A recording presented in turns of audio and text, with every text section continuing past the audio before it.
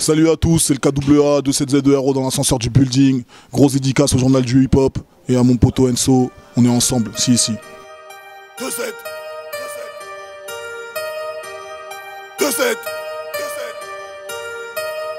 Caris Zango Zango le dozo Zango le dozo Zango le dozo. You know what it is, c'est votre boy Super Enso, mais appelez-moi Enso parce que je ne suis pas super, en direct, entrevue exclusive avec K2A, Caris. You know what it is, qu'est-ce qui se passe? Comment ça mon frérot, tu vas bien? Ça va très bien, merci. Déjà là, premièrement, je voulais te dire félicitations pour la sortie de ton album qui est sorti le 11 novembre. Comme on dit, on prononce bien, je veux pas massacrer le nom, c'est Oku Nyakuri. Exactement. Ah ok, OG pour ceux qui connaissent. OG pour ceux qui connaissent. Alors l'album est disponible dans les bacs et en streaming. Alors parlons un peu de la production de l'album lui-même, puis en quoi il est un petit peu différent des autres qui sont sortis avant. Ouais, il est différent. J'ai pris des risques. Il y a des sons que j'ai fait et que j'aurais pas fait avant, tu vois. Comme notamment Poussière, Boys in the Hood, tu vois. C'est vraiment des sonorités dans lesquelles on n'aurait pas pensé me trouver, tu vois. Et comme j'ai fait cet album vraiment dans ma bulle, j'ai pris des nouveaux compositeurs. Ouais.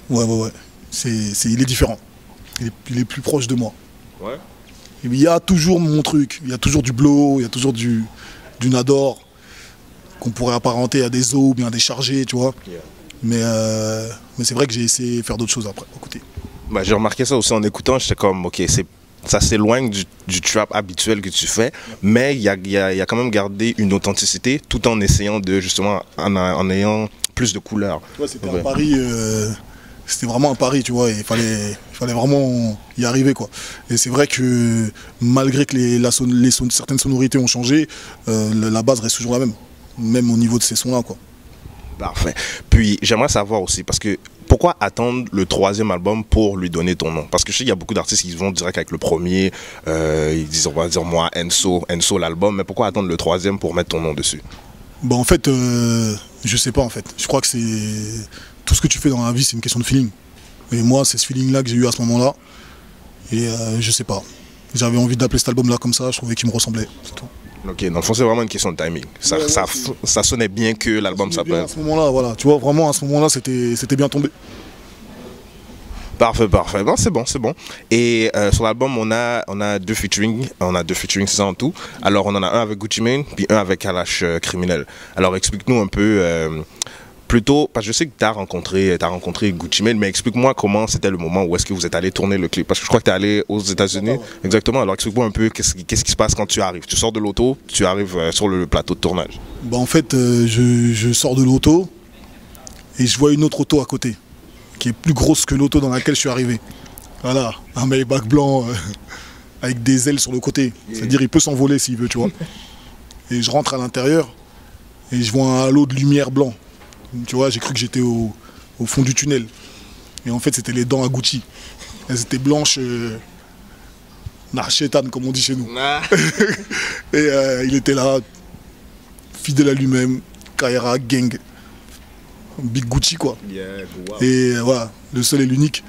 Et voilà, quoi, je suis venu, il m'a parlé un peu en anglais. Il disait un genre d'action, tu vois ce que je veux dire, et on y allait. Il a fait le boulot. Après, j'ai entendu un bruit d'une fusée qui décolle et c'était lui qui partait. Je rigole. Non, mais bonne ambiance. Ouais, bonne ambiance. On s'est respecté mutuellement, on a fait le taf. Il a balancé un bon couplet.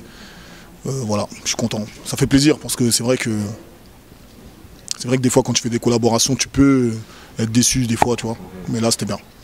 Ouais. Puis en tant que personne lui-même, parce qu'on a souvent la tendance à penser que les Américains, ils aiment ça se mettre plus haut que tout le monde. Mais est-ce que lui, c'est quelqu'un de terre à terre? Jamais de la vie. J'étais arrêté à côté de lui. À un moment même, il faisait son playback. Et non, à un moment, c'était à mon tour de faire mon playback. Et j'étais à côté de lui. Tu vois? Et c'est lui qui m'a dit, mets-toi devant. Tu vois? Donc c'est pas genre, il voulait toujours être devant ou un truc. Non, franchement, non. J'ai pas ressenti ça du tout. Tu vois, j'ai pas ressenti de moments de trucs parce que nous aussi on est des grands, tu vois. Donc, mais franchement bien quoi. Moi je suis content de la collaboration, rien du tout, bien. Franchement bien, bonne ambiance. Mais je vois ce que tu veux dire. Mais tu sais, ça peut arriver même dans une collaboration entre deux Français ou des gens qui pètent des câbles et qui pensent qu'ils sont arrivés ou tout ça. Donc, tu vois, lui, je pense qu'il a rien à prouver, il sait. Tu vois. Ok, là on va faire un saut dans le temps, dans le passé. Parle-nous de un peu qu'est-ce qui t'a vraiment influencé à justement te lancer dans le rap et qui a fait que tu n'as pas décidé de prendre un travail normal comme un 9 à 5. Qu'est-ce qui a fait que tu dis ok, moi je me lance dans le rap? Est-ce qu'il y a quelqu'un ou quelque chose qui t'a influencé? Le Mektoub. Ouais, mon destin, je pense. Ce que Dieu a écrit pour moi. Parce qu'un travail 9 à 5, c'est honorable, frère. Si tu dois nourrir ta famille, vas-y, il faut le faire. Hein. Après, c'est vrai que on est une jeunesse, c'est un peu... Tout va très vite et on veut les choses tout de suite, tu vois. Donc c'est vrai que ce 9-5, comme tu dis, il est dur. Et j'ai eu de la chance aussi. Il y a eu aussi du travail. Et il y a eu Ilmatic, je crois, l'album de Nas. C'est ça qui m'a poussé à rapper, tu vois. Ouais. Yeah. Bon, c'est un peu sur le tard, hein, tu vois, mais voilà quoi. Dans les années 2000, c'était bien. C'était une bonne période où je commençais à faire des freestyles, j'avais envie de kicker et tout ça. Et après, j'ai bossé de ouf. Et Dieu merci, voilà. Même quand ça marchait pas, je sais pas, frère. Je pense qu'on a un instinct comme ça, un sens. Et puis, je pense à 80%, c'est l'entourage aussi.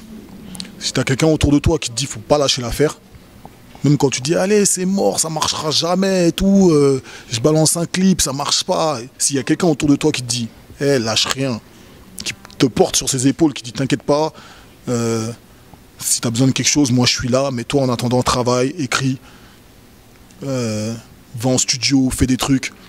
Si tu as ça autour de toi, tu ne peux qu'y réussir dans la vie. Parfait, parfait. C'est quand même bon. Là, il nous lâche de la sagesse, les amis. Prenez note. Je voudrais savoir aussi, j'ai remarqué aussi que par rapport à la scène montréalaise, il y a surtout Didier Drogba qui a l'air vraiment de t'épauler comme moi. Ouais. Parce que vous êtes deux frères ivoiriens.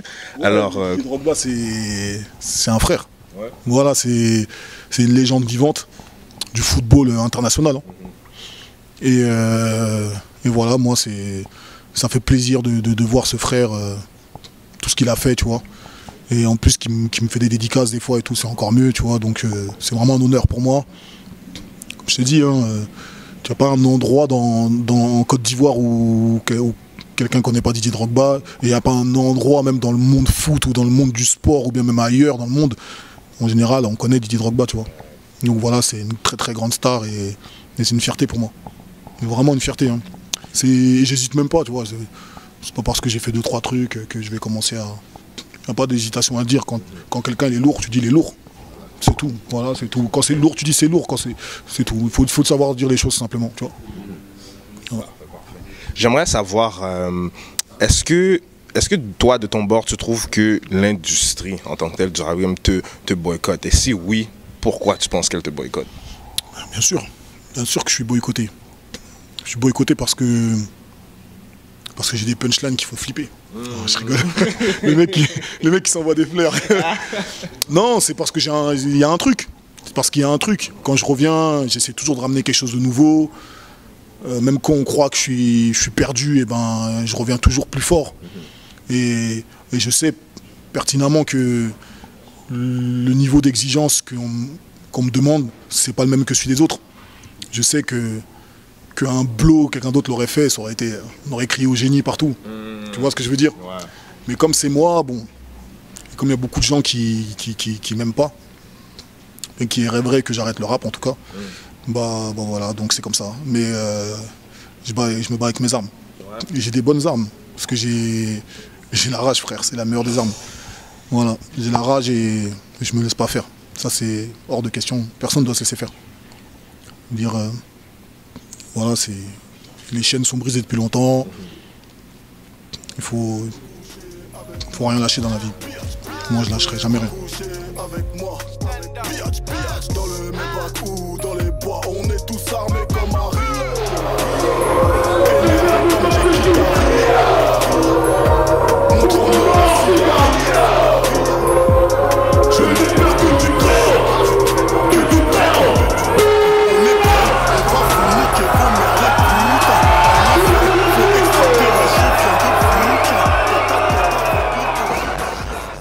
histoire de détendre un petit peu l'atmosphère, parce qu'on est rentré dans quelque chose de quand même assez profond. On dit, tu vois, Noël. C'est profond. Ouais. Yo, ce gars-là. C'est mieux. On préfère les tchouins. La Gola c'est peut-être une fille bien, mais on préfère les tchouins.